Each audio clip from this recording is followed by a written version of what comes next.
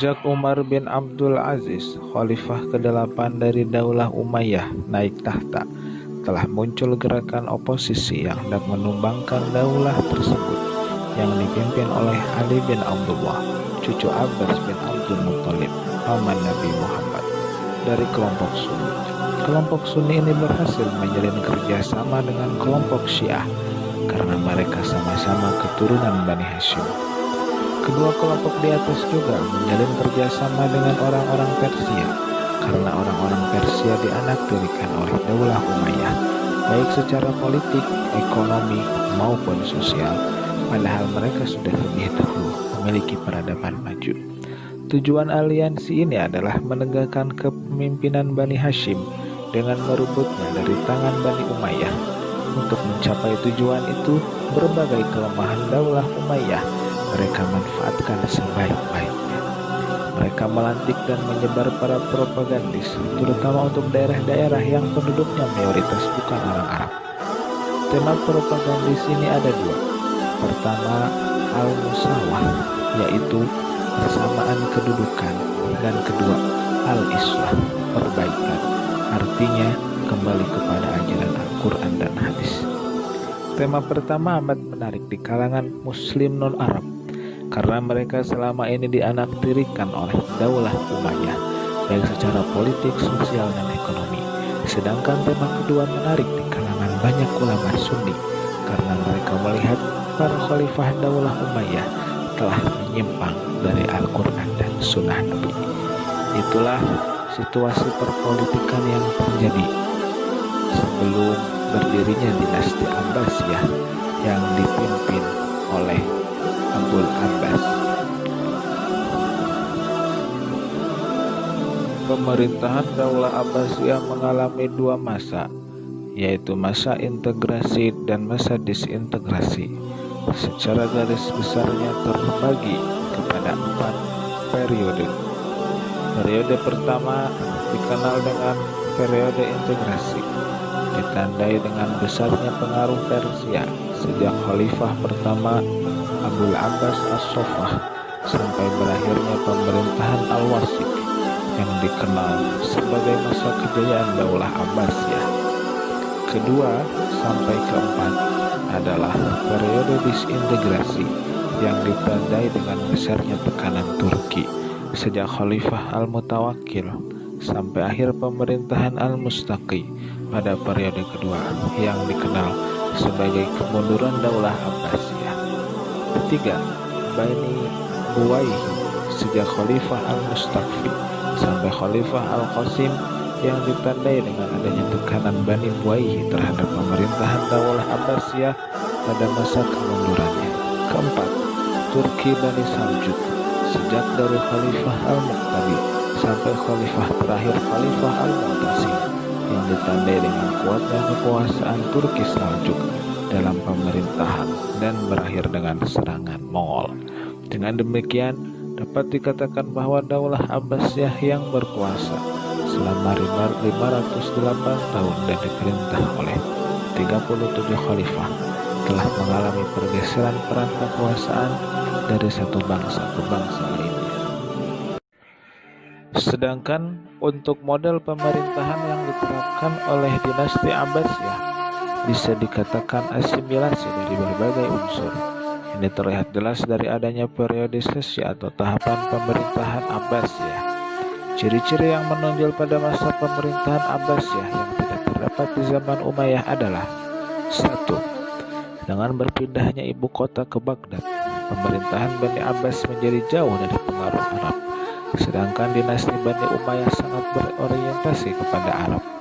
Dalam periode pertama dan ketiga pemerintahan Abbasiyah, pengaruh kebudayaan Persia sangat kuat, dan pada periode kedua dan keempat bangsa Turki sangat dominan dalam politik dan pemerintahan dinasti ini.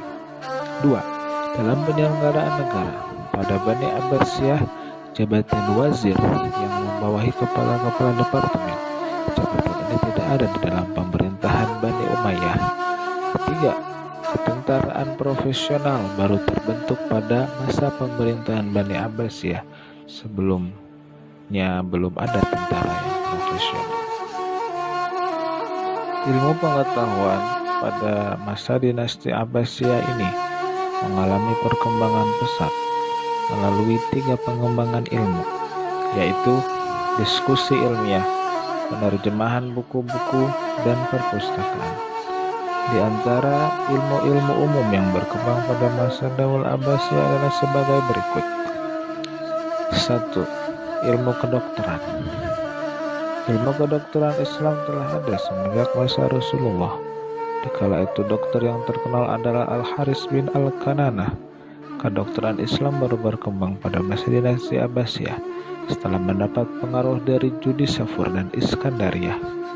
Judisafur adalah sebuah perguruan kedokteran di Persia, dan terdapat dokter-dokter yang berkumpul dari Yunani, Persia, dan India. Pengaruh langsung dari Judisafur ke dalam Islam terjadi ketika Al-Mansur meminta bantuan dokter-dokter dari sana. Pada waktu itu yang mengepalai pusat medisnya adalah Jirjis Bukhtisu. Selain itu, melalui penerjemahan buku-buku kedokteran berbahasa Persia, Yunani, dan India ke dalam bahasa Arab, turut juga mempengaruhi berkembangnya ilmu kedokteran dalam Islam. Akhirnya, melalui terjemahan-terjemahan buku tersebut, melahirkan tokoh besar kedokteran Islam, seperti Ali bin Romba At-Tabari, Ar-Razi, dan Ibnu Sina. Bahkan, 2 yang terakhir sangat berpengaruh di timur dan barat. Sumbangan terbesar Ar-Razi adalah tentang cacar dan campak, sedangkan karya terbesar Ibnu Sina di bidang kedokteran adalah bukunya Al-Qanun fit Tibb.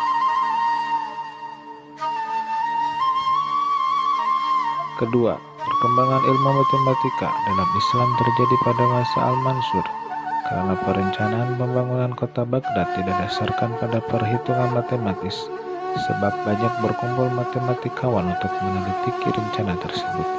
Salah satu sumbangan besar matematikawan Muslim adalah penemuan dan penggunaan angka 0 dalam bahasa yang disebut sifir. Tanpa angka ini akan menyulitkan manusia dalam membuat simbol-simbol bilangan. Dalam hal ini Barat ketinggalan 250 tahun dari Islam. Di antara matematikawan Muslim yang terkenal adalah Muhammad bin Musa Al-Khwarizmi. 3. Ilmu astronomi. Ilmuwan-ilmuwan Muslim merupakan pakar astronomi. Ilmu astronomi diperlukan untuk tujuan-tujuan keagamaan, seperti menentukan waktu sholat, waktu fajar, dan munculnya bulan di bulan Ramadan, serta menentukan arah kiblat. Para astronom Muslim mempelajari karya-karya Yunani dan Iskandariyah, khususnya Almagnestia Polytimus, di samping karya-karya orang Chaldea, Syria, Persia, dan India.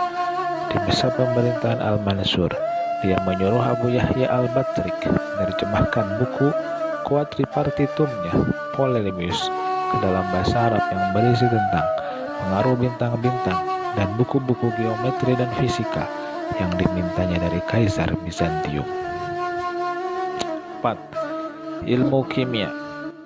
Jabir bin Hayyan terkenal di seluruh dunia sebagai bapak ilmu kimia Muslim.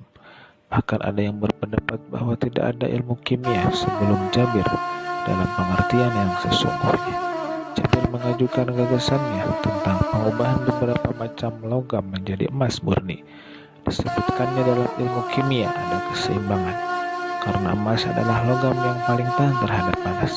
Maka jika ada keadaan sumbang dalam 4 properti logam, maka adalah mungkin untuk mengubahnya menjadi emas murni. 5. Ilmu farmasi. Ilmu farmasi adalah pelengkap bagi ilmu kedokteran, sehingga dokter-dokter Muslim menulis tentang farmasi dan botani sebagai 2 ilmu yang sangat berguna dalam pengobatan. Sehingga Ibnu Sina dalam karya monumentalnya Al-Qanun fit Tibb menyediakan 1 jilid khususnya membahas materi-materi kedokteran dan farmasi. 6. Geografi. Ilmu geografi dalam Islam muncul sebagai ilmu akibat perkembangan kota Baghdad sebagai pusat perdagangan.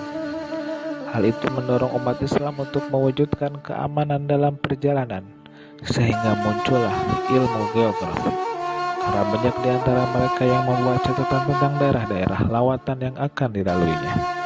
Di masa dinasti Abbasiyah, telah muncul ahli geografi Muslim bernama Ibnu Khordazabah yang menulis sebuah buku tentang geografi dengan judul Al-Masalik wal Mamalik.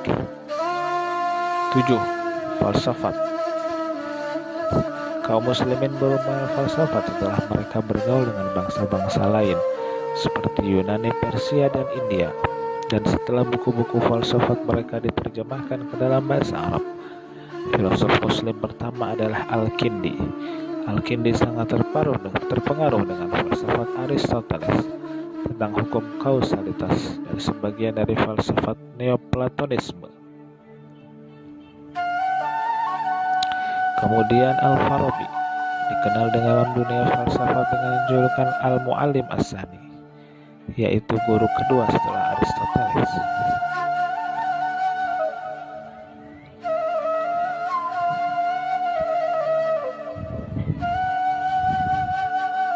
Selain sebagai filosof, dia juga dikenal sebagai peletak dasar ilmu musik, dan dia telah memberikan pembagian ilmu pengetahuan secara sistematis. Dengan demikian, dia dipandang sebagai pelanjut tugas Aristoteles. Ketiga, Al-Ghazali dikenal sebagai salah seorang filosof muslim terkemuka karena kedalaman ilmunya. Dia dikenal sebagai Hujjatul Islam.